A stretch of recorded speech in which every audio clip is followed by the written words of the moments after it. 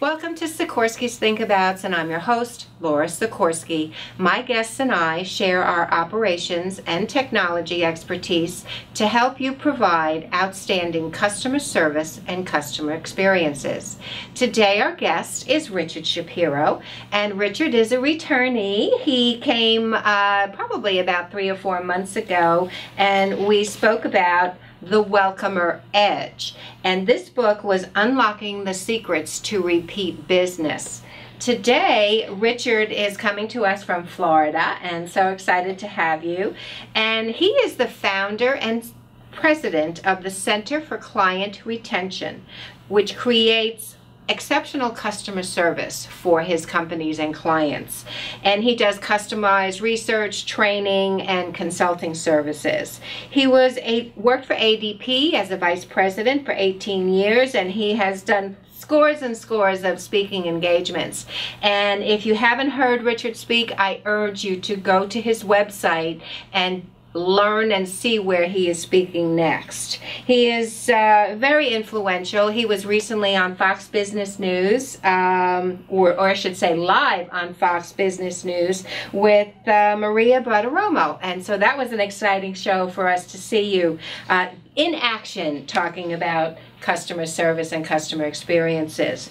The new book that Richard wrote is called The Endangered Customer, and it has 8 steps to guaranteed repeat business. And I personally love his bookmark because it will remind each and every one of you what those 8 steps are, just in case you forgot after reading. So let's just begin right now. Richard, again, thank you for your time today. And why did you call your book The Endangered Customer? Are customers really endangered? Well, first, Laura, thank you very much for having me on the show today. I really appreciate it. And I know it's the second opportunity that I had, so it's always great to have a return visit. So the book is called The Endangered Customer, primarily because customers really are in danger. There's never been more competition than there has been before, from third-party sellers, from startups, and from being in a global economy. Companies like Amazon.com and Walmart.com and eBay and Wayfair, they are taking away a lot of business, especially when companies try to transition their brick and mortar business to e-commerce. In a lot of cases, that becomes a commodity. And then once it becomes a commodity, it's very easy for a company as large as Amazon, Walmart, to actually take away their customers. We also have companies like Uber that didn't even exist prior to 2009, and now are worth $50 to $60 billion. And even Uber in New York has competition from Via and Lyft. And lastly, we're in a really connected society where someone virtually could be walking into a store and picking out toothpaste like Colgate, and all of a sudden they can get a text on their phone saying, you know what, here's Procter & Gamble, we have a 25% coupon for Crest toothpaste. So at any point in time, any company can reach out and touch one of your customers, and unless you actually have a strong relationship with your customers, they're vulnerable and therefore endangered. And I know recently I had a situation where we had to buy a new washing machine. And I started going online and looking at various products. And within seconds, while I was looking up, all of a sudden I was getting pop-ups. And people asking me, you know, did you look at this one? Did you look at this one? So I'm saying, my goodness, you know, we are an endangered species because everyone is trying to get your business. And whoever really is going to have the best price is who we are going to go to at this point in time.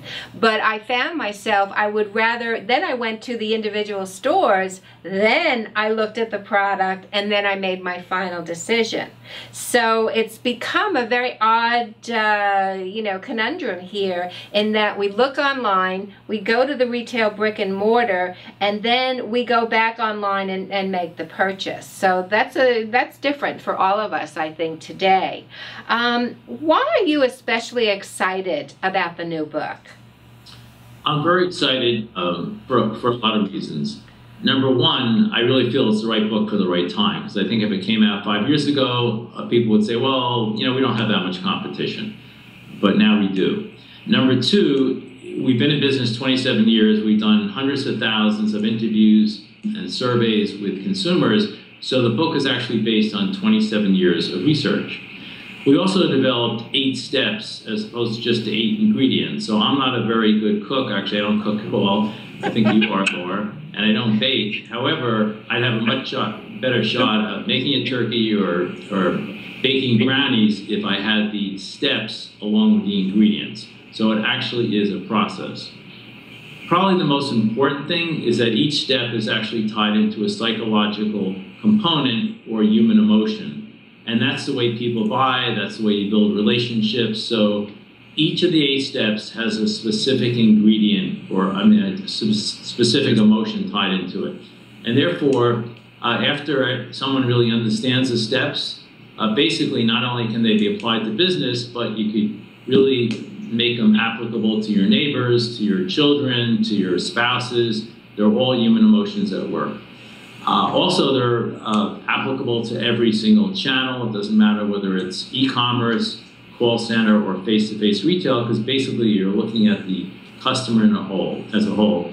They're simple and fundamental. And lastly, we developed a repeat business scorecard. So if a company says, you know what, I love these concepts, I love these steps, but I want to know how I really fare from the customer's perspective, we actually included 16 elements. It's in Appendix 1. So someone could include those actually survey questions into their survey so that they could inspect what they expect. So I'm very excited about it. Thank you for Yeah, no, that is really exciting because our guest last week were talking about the importance of surveys and feedback and how you need to keep in constant touch to get that repeat business, and always just not one and done type of surveys. Continue to send those people that have used your services all those surveys. So we've talked a lot about the 8 steps. So we are, in about 3 minutes, we're going to go for a break.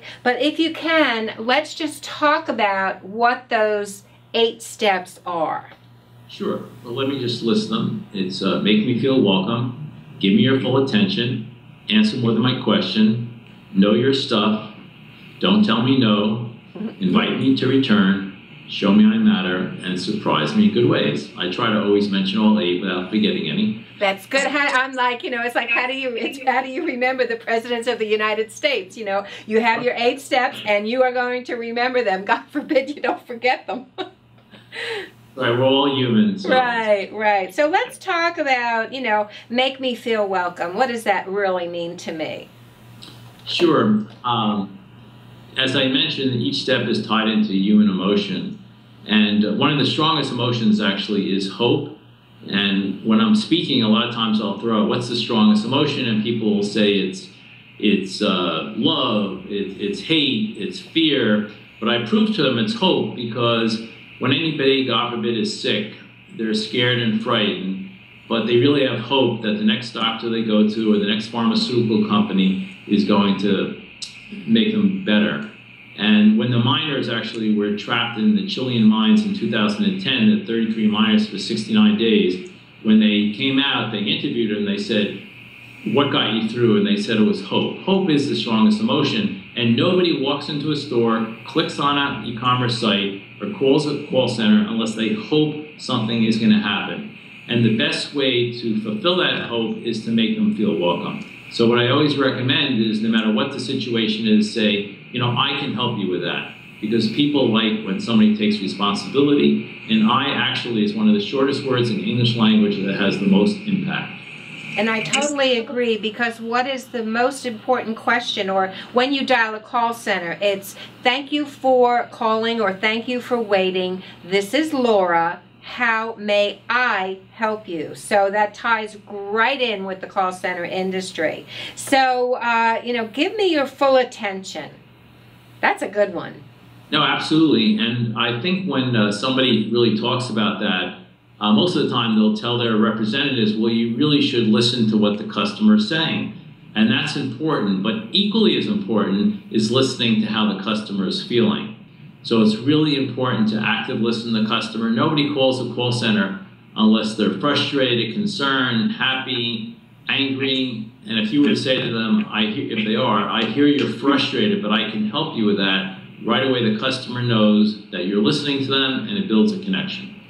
Totally agree with that. Active listening for me as a trainer as well, is the agent or anyone in your staff has to truly understand why the person is calling. And like you said, it could be good, bad, or ugly, but you have to be there and be there to help the customer. So number 3, answer more than my question. And I love that because in the consulting industry, our MO is over-deliver. Consistently over-deliver. So what's your number 3? Sure. Well, overall, just not to miss the forest and the trees, the way that you generate repeat business is really building a relationship. And you can't build a relationship just by answering with one-word, responses. So the purpose of answering one of my questions is really to connect and have a dialogue with the customer so you build that relationship. And one of the things that I always instruct my clients or any audience is never ask the customer, do you have any other questions? Always ask them, what other questions do you have? So that you're asking an open-ended question. I just did that the other day where I know that I got additional responses because I didn't just position it as a yes or no question. And that's perfect. Absolutely perfect. And before our break, I love this one, know your stuff. And most companies do a really good job of training their staff on knowing your stuff. But what's really critical, especially in a call center environment, is that you make sure that you keep the people that know their stuff. So I always say it's important for companies not to be penny wise and pound foolish. If you have somebody there that's there for 5 years, and especially in a call center environment, if they go to a competitor for 50 cents more an hour, it just doesn't make sense. So products are really complicated these days, and it takes a long time to learn, a product all about the features. So make sure that you really hire good people and keep your good people, and really look at the ROI for each person. Totally agree. And with that, we're going to take a short commercial break, and we'll be right back.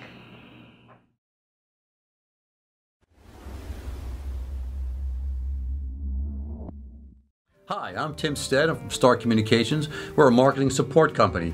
And if you need help with your next marketing project, please call 273-1900, or you can go to our website, starcommunications.us.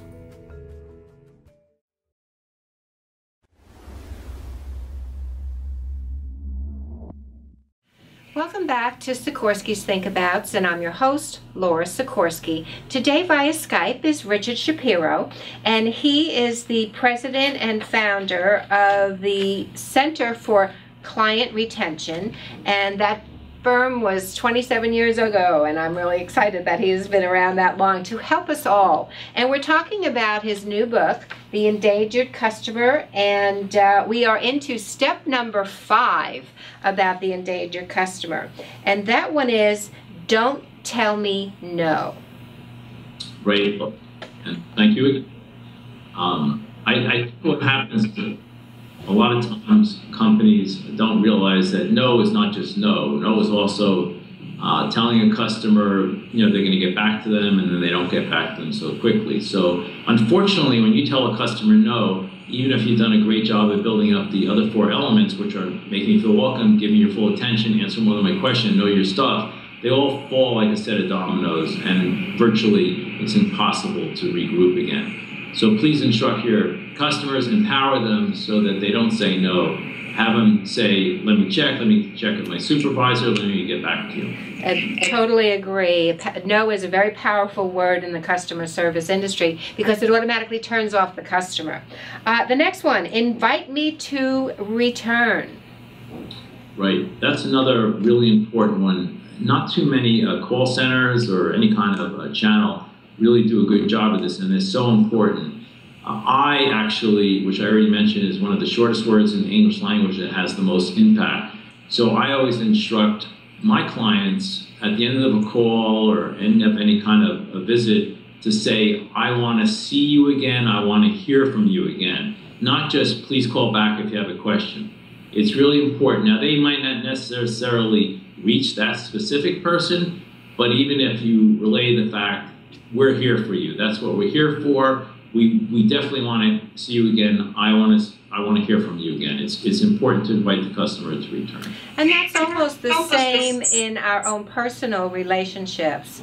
You know, when you're saying goodbye to friends who perhaps come over for dinner, hope to see you again real soon. That's kind of a point of conversation, I think, for all of us. The next one is show me I matter.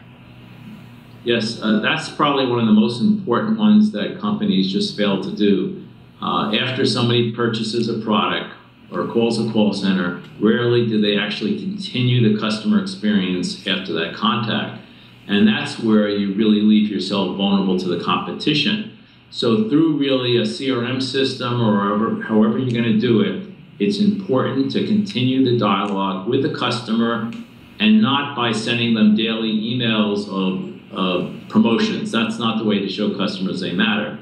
One of the things I really point out is that for histories, the written word, the written letter was so impactful, and there's no reason why you can't send a customer immediately after a call. I mean, when I say immediately, a few days afterward, you know, we really appreciate a call that you spoke to us, we value your business, and we want to hear from you again. And it's all that proactive reach out to customers, proactive thanking them for calling, and proactive if by chance you have an issue, let's say with a delivery of a product that they ordered. And I think that's where our industry is going today, is that's that proactive reach out, excuse me.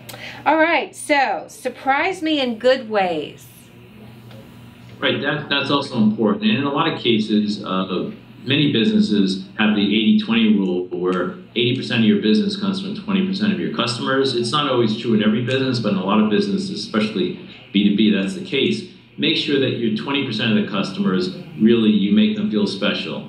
I just finished a workshop for a design center that deals with interior designers, and I suggested, you know, if an interior designer has a big client where they did a job, maybe putting some kind of budget in there to send them flowers or send their clients flowers. People really like to feel, especially if they know they're a large customer, that they're special, and that's important. It's not for every customer, but it's for a certain percentage. And it is very true. I always like to feel special wherever I shop.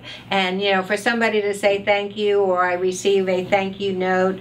I think at one point I spoke on the show about a month after I used a limousine service, I got a thank you note handwritten from the president of the company. And I felt so special after that.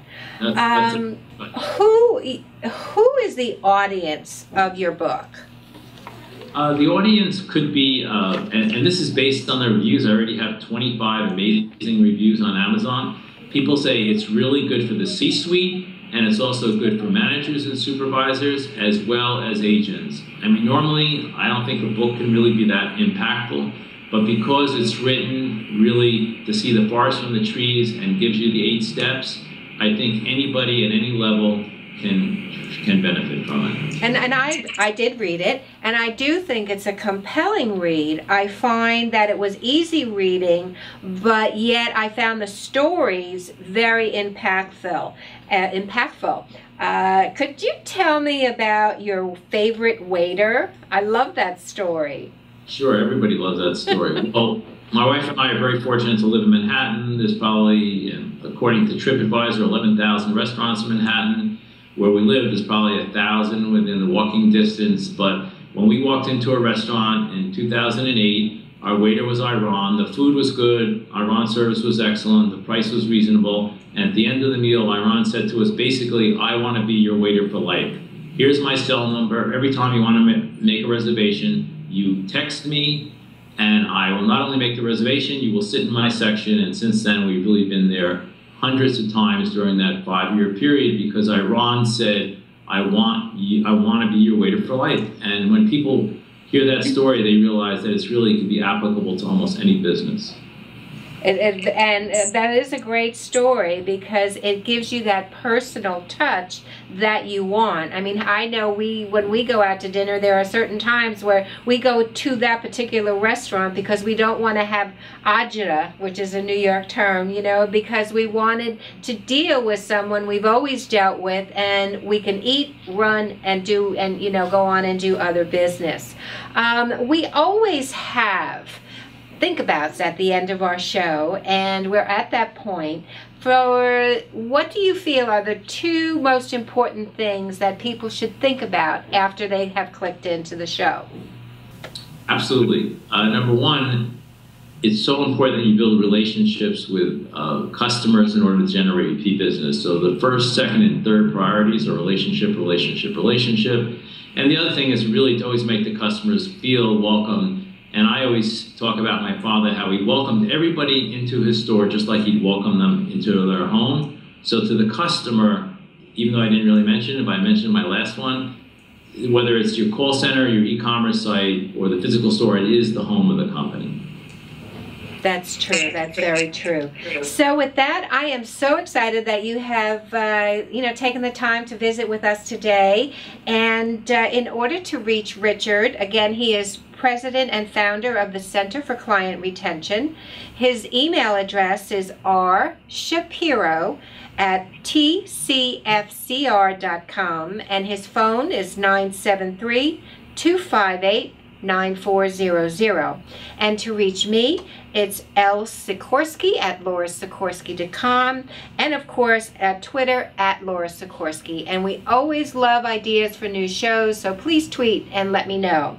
And want to thank Corinne Caro, who is the president and founder of the Daily Blue, our blue chip marketing and blueprint magazine, for having us on her show, on her network today. And she can be reached at 631-761-9223. And of course, thank you to Samantha, who is a great videographer. And with that, thank you so much for clicking in, and have a perfect rest of the day.